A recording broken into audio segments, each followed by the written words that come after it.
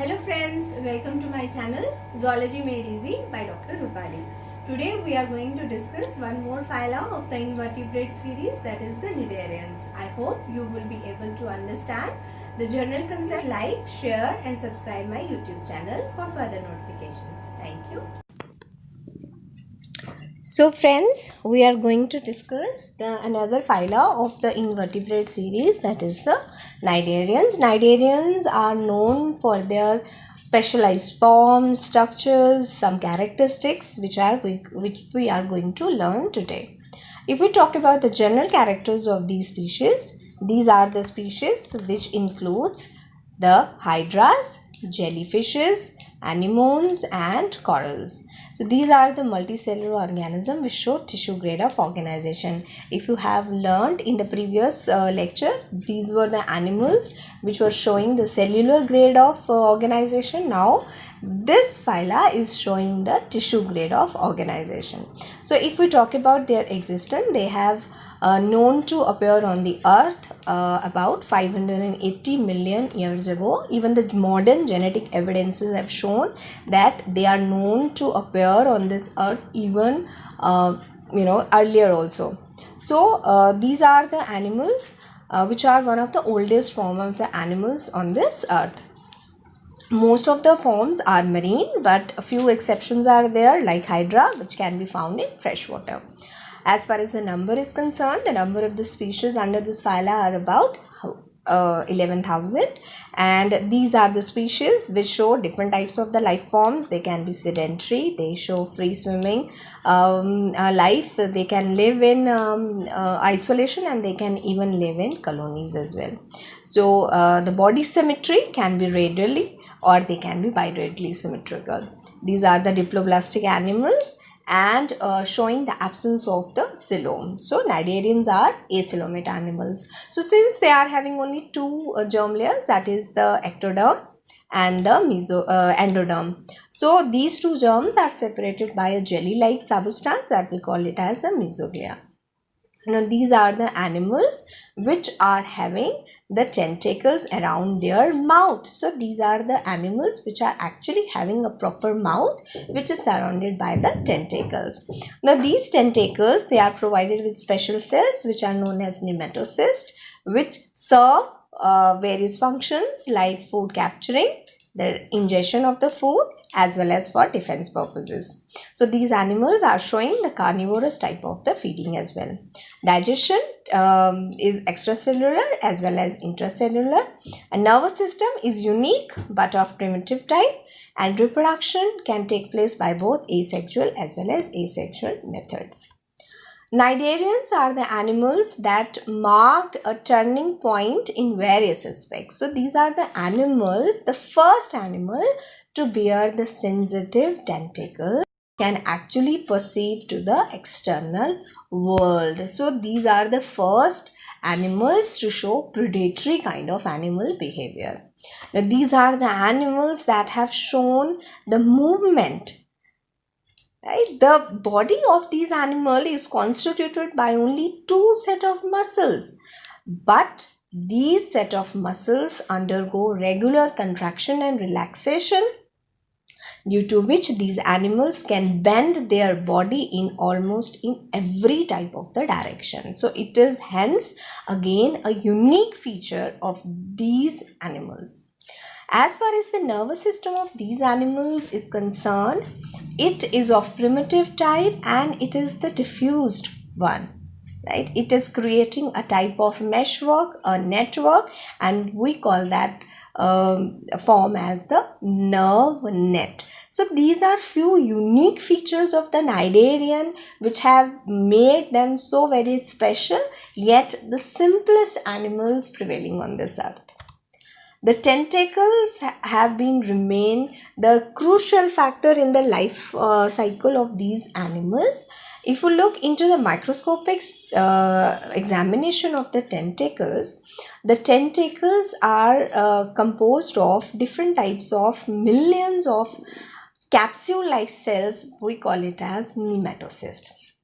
And inside the nematocyst, coiled thread-like structures are there which are loaded with deadly poison which accelerate at the speed of a rifle bullet.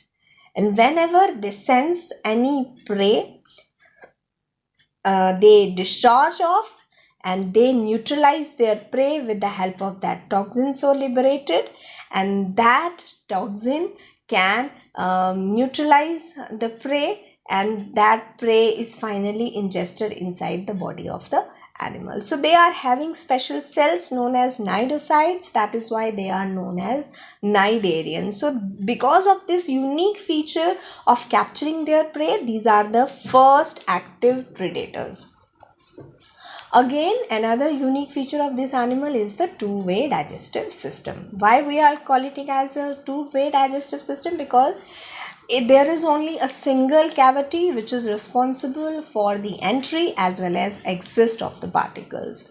So there is a, if we look into the body plan of an cnidarian, it is a sac-like structure which is possessed with a central digestive compartment known as gastrovascular cavity. Now this is the single opening which carries both as mouth and anus. So it both functions as mouth as well as an anus, and this is the cavity which is responsible for performing all the vital functions like digestion, respiration, discharge of the waste material, production of the gametes. So there is one single cavity which is responsible for the entry and exit of the particles. Now again, another unique feature is the polymorphism, the phenomena of polymorphism. This animal shows two life forms. One is polyp and another is the medusa. Polyforms are the asexual forms of these animals, which are cylindrical forms, and these are the forms which always adhere to the substrate, right? And they are also provided by the tentacles which help in the capturing of the prey. Right? And the common examples include hydras and anemones. On the other hand, medusa is the sexual form of the animal, and it resembles a flattened mouth-down version of the polyp. And these are the forms which are freely moving forms. That is why they include the swimming jellies. Here also the tentacles are present. And when we talk about the reproduction in case of these animals, they show a unique feature of alteration of generations. A single animal can develop into two forms, one at a time. So let's see. So few parts of the body of the animal, they are transformed into the asexual forms, which are the future polyps, and some of the forms are transformed into the medusa. So some will transform into the future polyps, and some will emerge as medusa. When male and female medusa, they fuse together, the eggs and sperms are released, zygote is formed, and they undergo the cleavage divisions, and finally a free swimming larva is formed, which is known as planula. This planula larva then grows, matures, and develops into a new organism. So reproduction is also very unique and shows the presence of only one form at a time.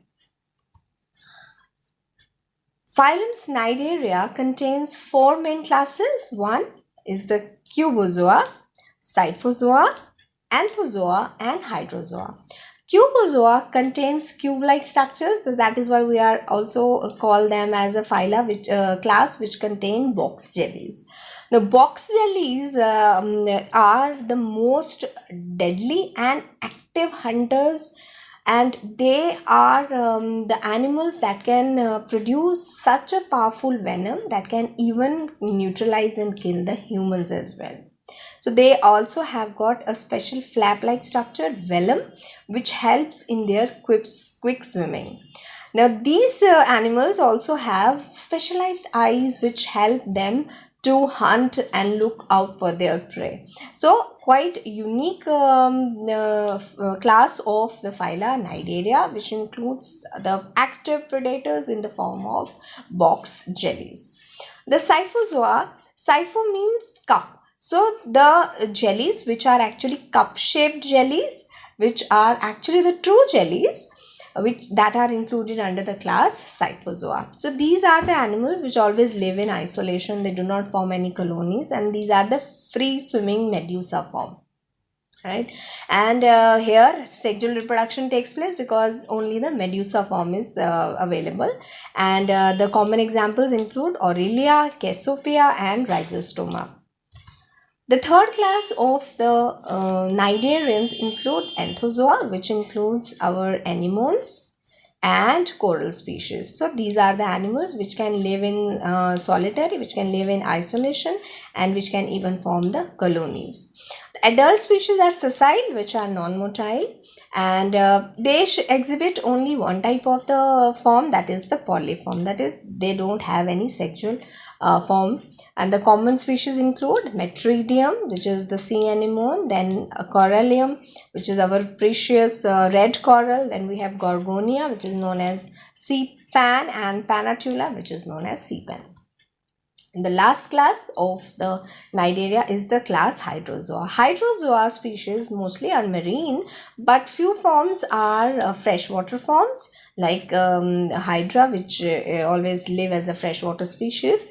And the hydrozoan species, they include both the stages of their life cycle, both polyp as well as medusoid stage in their life cycles. The common examples are Hydra, Obelia, Porita, and Physalia, etc. If we look into the economic importance of the cnidarians, they have so much values to contribute in the ecological, economical, as well as environmental aspects. If we talk about the ecological value, they sustain marine biodiversity, they are known to form best symbiotic associations, and the neurotoxins which so released by them have also proved beneficial in the medical research. Economical value in terms of fishery sectors, tourism, and even in the ornamental sector like jewelries and vast productions. Then environmental value, they are also helpful in cleaning the water bodies. They filter the salts from the seas and deposit it on the corals, and one of the species which is very well best known to do this is the zooxanthella. So this completes the general characteristics of the cnidarians. I hope you have liked the video. Please like, share, and subscribe my channel.